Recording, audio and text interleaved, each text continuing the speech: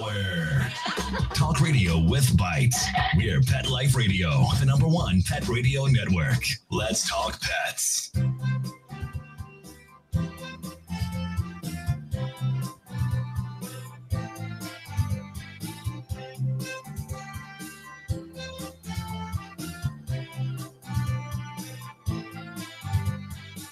Okay.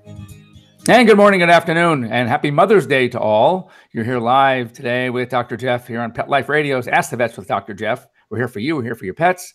We're here to talk pets. We're here to, any subject you want to challenge. Let's hear from you. A couple of ways to get a hold of me. The easiest, 877-385-8882. Once again, toll free, 877-385-8882. You can also, better yet, join us here live on our Google Hangouts link, where you can join me here on camera with your pets on your lap or in your arms. You can ask me anything. Well, as I always have been saying for weeks and weeks and weeks, get used to this kind of medicine, because that's the wave of the future. Telemedicine, telehealth. You'll be able to, especially with your own veterinarian, just show the lesion, show the eye, show the limp, do a recording. You don't have to get in the car. You won't have to go into the office, and you can get 24/7 concierge service online, service that I'm working with, livedvm.com. You can just see how it works. It's really, really, really cool. But third way, you can just send me a quick email to drjeff@petliferadio.com. It'll be forwarded to me, and we can just chat about anything. I want to thank our major sponsor, Pawfume by Dr. Jeff Werber. And we are basically, it's a line of phenomenal products, wellness, well-being, shampoos, conditioners, ear cleaner, you name it. We have it. We are online only at pawfumepremium.com, PAWFUME, premium, all one word, .com. Basically, what I wanted to do is I wanted to bring veterinary quality to you, not have to go into the office. In fact, some of our products you can't even find at the vet office, and yet I know they're extremely, extremely helpful. My Skin and Coat Emollient is the best thing ever. One of the things that people are always complaining about are dry skin, flaky skin, and there's really you can't put hand cream on a dog. It's going to be so greasy and ugly. Yes, we want the omega-3 fatty acids. That's going to help. But how about topically? When you have dry skin, you don't just start gobbling up the fatty acids. You put hand cream on. So our Skin and Coat Emollient is perfect for that. Doesn't leave a greasy residue. And I mean, literally in minutes after applying it, spraying it on, you see a tremendous difference in your pet. Our ear cleaner is the best around. I love it. It smells good. Basically marrying my product line with Pawfume, which makes amazing sense. Not only will your pets look great, feel great, but they're going to smell amazingly good. Everything is eco-friendly ingredients. So, and what we're doing now is offering, when you check out, go to pawfumepremium.com. For anything you buy, you will get a 20% discount if you put in the Dr. Jeff at checkout, DRJEFF at checkout. That's the discount code, and you will get 20% off any of our premium products. So go online, check things out. You're going to love the smells, the scents. You're going to love the way your pets look and feel. So just enjoy it on us. Anyway, as you know, I also like to always start with something interesting in the news. And this is something that I've been sort of alluding to, and it was sort of unofficial. It was just kind of my hunch, and we see it a lot. And I really wanted to I almost give a fair warning to many. And now it looks like it's going to start happening. And that is, there's a Congress bill to address the airline issues. I'm going to read this. So basically, it would narrow the range of animals allowed to accompany owners on flights. And here's the clincher, punish the widespread use and the widespread abuses of the emotional support exemption. So basically, the measure is going to basically bring air carriers in line with the Americans with Disabilities Act's definition of what a service animal is. And I've been saying this because of all these terrible stories you're hearing. The airlines are clearly, with the United Airlines debacle, not equipped in many ways. They're not well trained for a flight attendant to put a dog in an overhead compartment. So there are a number of issues that we've always seen. You have allergies. Interestingly, I've heard a number of stories about this, that if there is a service dog, and I use that term loosely, on a plane, and someone comments to a flight attendant, I was just wondering, I have some allergies to pets. Can you just move my seat to a different seat? They won't move that passenger to a different seat. They will take that passenger off the plane. And so, you got to be really careful, because now passengers are getting a little peed off, because they're going to enjoy their flight. They come on board and there's someone who's got a pet and they're allergic to pets. They apparently, with the way things are now, they can't remove the pet, so they have to move the passenger who's complaining about the pet allergies. So we are seeing and hearing more and more stories. One of the things I was involved in a number of years ago, and I know they're working to restart the service, and that's Pet Airways. And I think that the more and more of these cases that we're seeing of problems with people being allowed to bring their pets in the cabin with them, and they're really, really tightening up the regulations about what a quote unquote service pet is. I think that Pet Airways might be a great solution. It's an airline that flies all the animals in the cabin with a animal health technician, a registered veterinary technician on every single flight, with direct access to a veterinarian on the ground. So if there's any problems, so that's a pretty cool solution. We know that talking about the needs, emotional support needs of people, well, dogs and cats have problems as well. And, we know that the use of psychiatric drugs in pets has grown tremendously. Something like 8% of dogs and 6% of cats do suffer from, some sort of, more suffer from it. But as far as owners having given their pets these medications, and we're talking things that you've heard of, things like, clomipramine, Xanax, Prozac, Buspar. I mean, these are all medications that people generally take. And, anxiety issues, calming issues, mood enhancers, mood modifiers, fear, stress, anxiety. So these are all things that our pets suffer from. Sound, loud sounds. We call it sound aversion.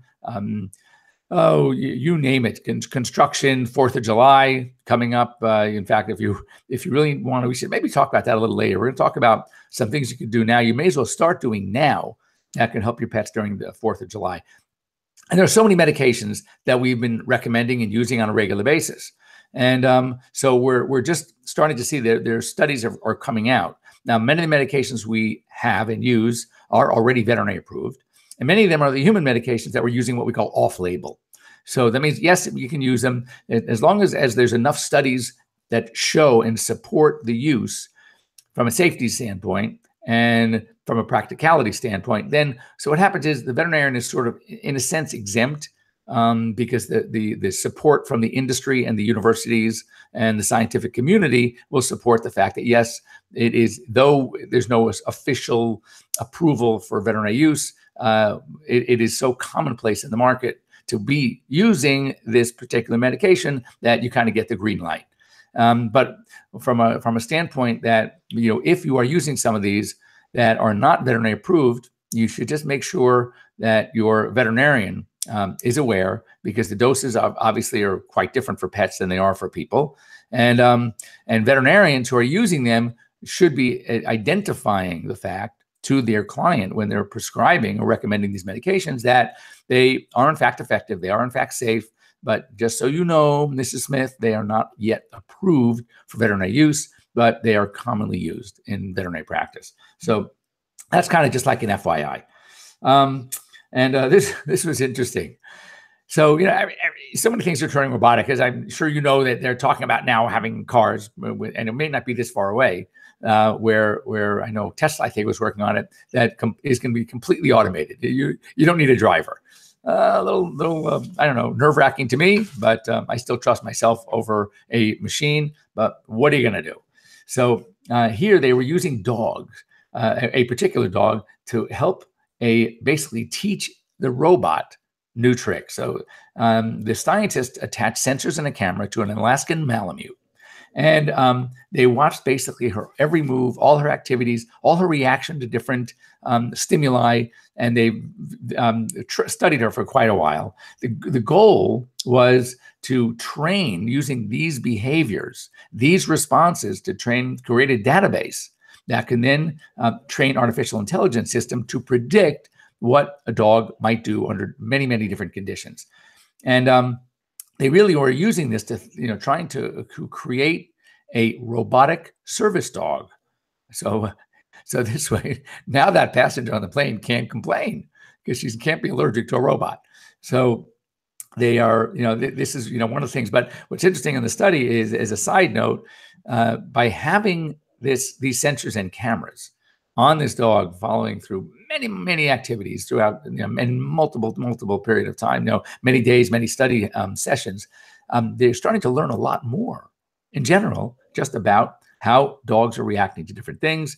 And, I thought that was, that's pretty cool as well.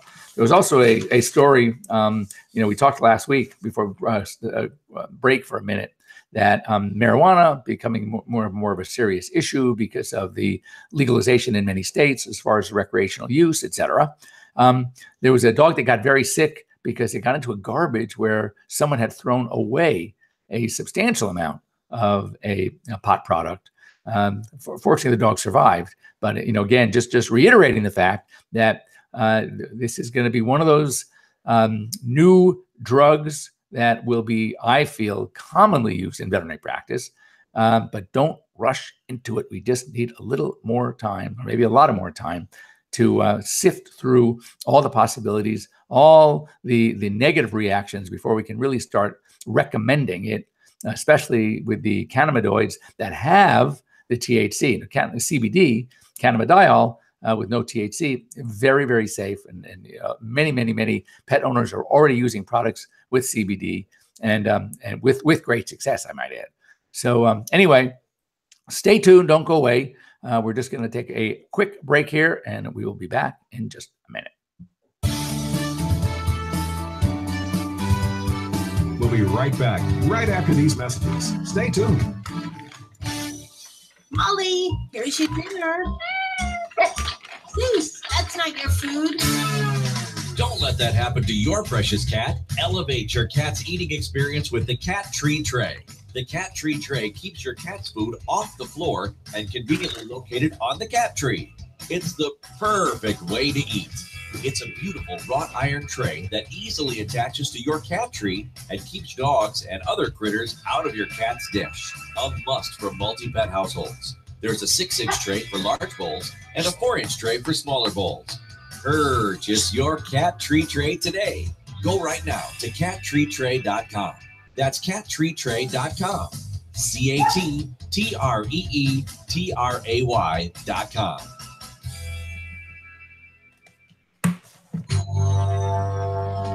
It's designerpetsweaters.com. Hand-knitted designer sweaters for your precious pup or cool cat. Beautiful couture patterns for your pets, including custom-knitted formal wear, casual wear, yachting, and even sports-themed. Many designer pet sweaters include feathered tammy hats, top hats, and a lot of sparkle.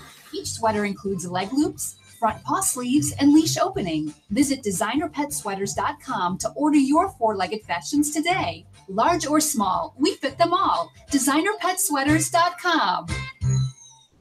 Does your dog itch, scratch, stink, or shed like crazy? Come to Dinovite for help. Order a 90-day supply of Dinovite. Pick up 2 bottles of LicoChops, get the 3rd bottle free. New improved LicoChops with omega-6, omega-3, vitamin E, and now 6 extra direct-fed microbials.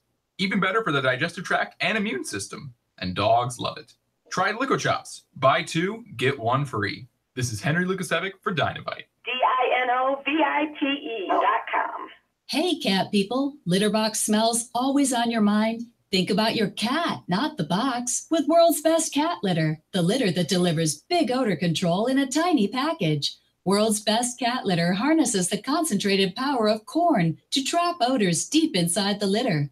Ready to knock out smells and use less litter?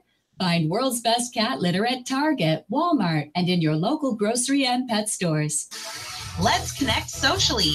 Join the Pet Life Radio community to get the latest pet news, updates, and reviews. Connect with our show hosts and pet lovers socially on our Facebook and Twitter pages. You're just one click away. Find us at PetLifeRadio.com. Begging to hear more of your favorite show? Full episodes of all our shows are available on demand. Go to PetLifeRadio.com to fetch our entire lineup of Possum Pet podcasts. Also, dig us up in iHeartRadio and iTunes. Let's Talk Pets. Live and on demand only from Pet Life Radio. Let's Talk Pets Let's Talk Pets on Pet Life Radio. Pet Life Radio. PetLifeRadio.com.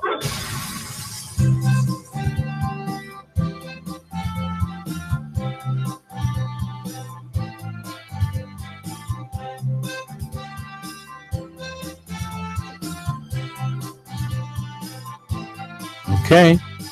And welcome back. You're here live with Dr. Jeff Werber here on this lovely Mother's Day. Happy Mother's Day to all of you out there that are mothers. So we, before the break, we were just, going through some of the news items. And I was, think about, I kind of like to share interesting cases. First of all, if you want to get a hold of me, now's the best time to do it. 877-385-8882. Once again, 877-385-8882. Join us live here on Google Hangouts. Just go to PetLifeRadio.com, click on shows, scroll down to Ask the Vets with Dr. Jeff, and you will see a large box with a Google Hangout link. Best way to get a hold of me. It's a lot of fun, and you can talk to me live. And of course, you can also just send a quick email to drjeff at PetLifeRadio.com. So, a number of sayings that we use, kind of in life, but on the medical side, first of all, I'm sure you've heard the saying, don't judge a book by its cover. That it could look like something, but don't be fooled. And from the medical side, there's certain rules that I kind of live by. One is the KISS rule: keep it simple, stupid. If it looks like a duck, walks like a duck, quacks like a duck, it's probably a duck. And I would say 95% of the time, I'm going to be right. So when you have something just looks so typical of whatever it is that you think you've seen a million times before, then it probably is that. So you just go with it. Don't start looking for weird things. And the final one, when I talk about weird things, because sometimes they can be weird things, and that is if you're running along the beach in Malibu, California, and you hear hoofbeats chasing you from behind, what are you thinking? Horses or zebras? And of course, the answer is horses. And yet, every now and again, you're going to find a zebra. So I had a very interesting case this week. A dog, older dog, presented with a huge mass right here on the neck, literally exactly in the area of the thyroid gland.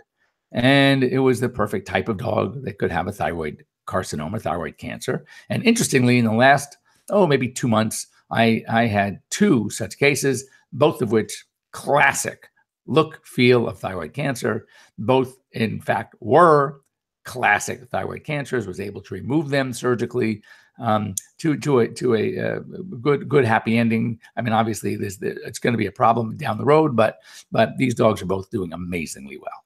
So presented with this dog, Alfie, and it looked exactly like the other dogs. Felt exactly like the other dogs. And I'm thinking, oh my God, this thing is huge. But a couple of things that was interesting about this particular case.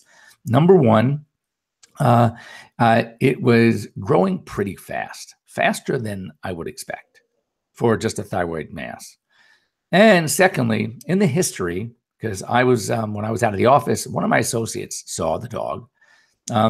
He didn't think he could get a decent enough aspirate. So he put the dog on antibiotics, waiting for me to come back. And according to the owner, the mass shrunk tremendously, almost back to normal. Well, clearly a thyroid cancer, a tumor, is not going to do that on antibiotics. So saw the dog. And to me, despite that, it still looked, until proven otherwise, that baby was a thyroid tumor. So I was able to get a good aspirate, and I stuck a couple of areas with a needle and drew some cells, submitted them to the lab. And interestingly, it all came back as necrotic suppurative inflammation, meaning infection, a lot of white cells, a lot of debris. And one of the bacteria that they were able to identify was something called actinomyces. But no, in my samples, and took like 4 of them, no thyroid cells at all, and certainly no abnormal cancer cells. So I'm scratching my head now saying, oh my God, this is really amazing. And it sounds like it's not a thyroid tumor. And actinomyces, well, when we see actinomyces as a secondary infection when a dog has a migrating foxtail. If you don't know what a foxtail is, it's a type of plant-on, that's AWN, that kind of looks like it's shaped kind of like a fox's tail. They only migrate one direction, and that one direction is in. They have little barbs on them, so they cannot migrate backwards. So once they start their path in tissue, they continually will only go one direction, and that is deeper in. There, we often find them this time of year, which is the reason we're talking about this now. You need to be very, very, very careful about foxtails because they will go in between toes, they will get up a nose, they will go in ears, they will go up the behind. They will, any place where they can migrate. There have been dogs that have been on post-mortem exams found foxtail in their spinal canal or in their heart. I mean, it's amazing how these little suckers can migrate. So one of the areas, in fact, I once had a dog that somehow why he would eat, they're not comfortable to eat. They don't taste good, but I must have pulled out 40 foxtails from his tonsillar crypts. Of course, had to anesthetize. So I'm thinking actinomyces, a mass that is growing pretty quickly, responded to antibiotics. So this thing could be a migrating foxtail. So had the owner come back, and we actually opened up this very thick-walled abscess. A lot of stuff was coming out, pouring out of this poor dog's abscess. Tried to find the offending foxtail or foxtails, unable to do so, which is not unusual. So put a bunch of drains in there and flushed it out using an antibiotic that's effective against actinomyces. But it is so weird that it teaches even old dogs like me is that you can't be so set in your ways to judge that book by its cover. And it's not always going to be a duck, even though it looks like a duck, walks like a duck, quacks like a duck. And it's not always going to be a horse running on that beach in Malibu. And you can't always keep it simple. So, it sort of allows one that when you are dealing with problems, it's okay to ask a bunch of questions from your veterinarian and really delve into it, because here was a situation that I would have bet a lot of things that this was a thyroid tumor, because it looked just like one, felt exactly like the others. And yet all it was a try. So probably what I'm thinking happened is this dog swallowed the foxtail somewhere in the back of the throat, right? In the same area of the thyroid. It punctured through the oral tissue in the pharyngeal area and lodged somewhere in that space, set up the infection. As I said, the actinomyces was our big clue that most likely a foxtail. And when I opened it up, it certainly was not a thyroid cancer. So do you guys have any such weird stories? And if you're not familiar with foxtails, I got to tell you, it's very, very important to see what they are, look them up, identify them. And if you live in an area, you take your dogs for a walk in a pasture or someplace where there or a grassy area, anywhere there are a lot of weeds, you are inevitably going to see foxtails. And know what they are. Check their feet every day. When you come back, lift up their ears to check their flaps. Lift up the tail, check under the butt, open the mouth. Go look in the nose. I mean, you have this. I've pulled many foxtails out of noses. So, and they can be really a huge mess, very uncomfortable for the dog. And if you see a dog, for example, that is bleeding from one side, one nostril only, and snorting and sneezing and rubbing the face and rubbing their face along the carpet, very likely, especially this time of year, springtime, summertime, you got to think foxtail. So one last thing I want to talk about real quickly before we go. And we'll talk about this a little bit more, not next week. We're not in the next week live, but the week after. Although I might have a guest. I may have a guest. A dean from a veterinary school is going to join us on the 29th. So, but here's one thing you could start doing. There, a lot of dogs show a lot of fear and anxiety when it comes to 4th of July. They have what we call noise phobias or noise aversions. And the best really way to train a dog against any stimulus like this is to basically desensitize and then counter condition, meaning get them to be not so afraid of the noise, and not only not be afraid, but actually like it. So how do you do it? And the reason you should start now, here we are in May, we got plenty of time, month and a half to 4th of July. And that is the following. You can download sound effects tapes. And these are all the different noises, and you can get fireworks.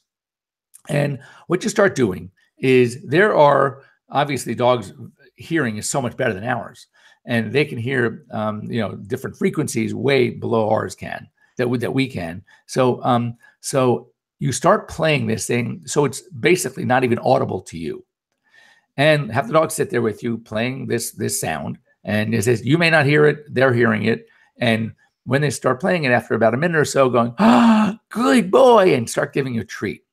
And so what you start doing every session, maybe 2-3 sessions a week, start playing the sound effect of fireworks a little bit, teeny bit louder, but small, increments at a time. Increase the volume. And every time they're listening to it, and you just go, oh, you're such a good boy, or such a good girl, and give a treat. And have them come over and get pets and just positive reward.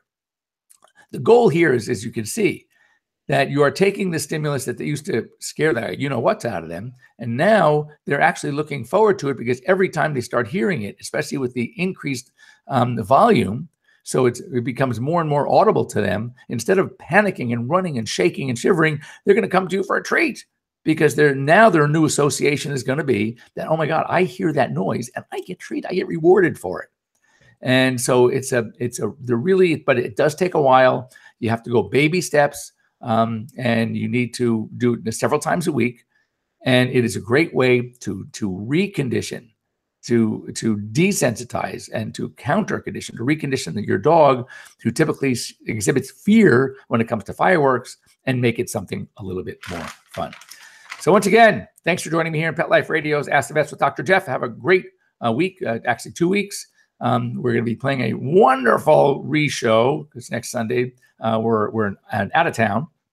And once again, go online to Pawfume Premium. That's all one word, pawfumepremium.com.